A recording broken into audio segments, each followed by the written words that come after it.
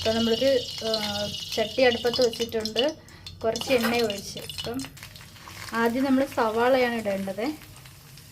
പാകത്തിന് ഉപ്പും കൂടെ ഇടാം. ഉപ്പിട്ട് ഇളക്കാം.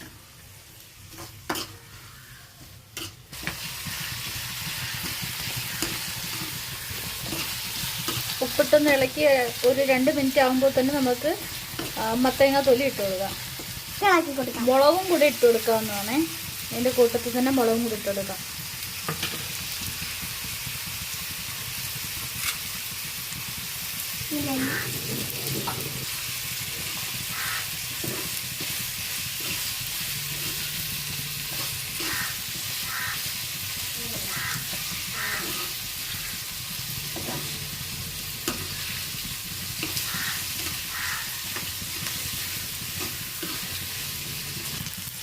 ശകലം മഞ്ഞപ്പൊടി, അല്പം മഞ്ഞപ്പൊടി ഇടാം.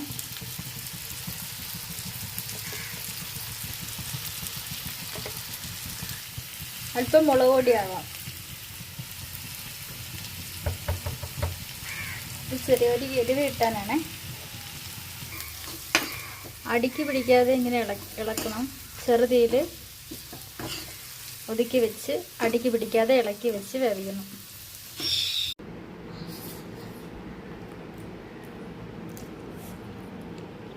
ഹലോ ഗൈസ്, ഈ വിഴുക്ക് സൂപ്പറാണ്. നിങ്ങളൊന്ന് ട്രൈ ചെയ്ത് നോക്കണേ. ഇത് എൻ്റെ കളർ തന്നെ കണ്ടോ, എല്ലാവരും ഒന്ന് ട്രൈ ചെയ്യണം. വളരെ ടേസ്റ്റിയും നല്ല സൂപ്പറാണ്. എളുപ്പവുമായിട്ടുള്ളൊരു റെസിപ്പിയാണ്. എല്ലാവരും ട്രൈ ചെയ്ത് നോക്കണേ.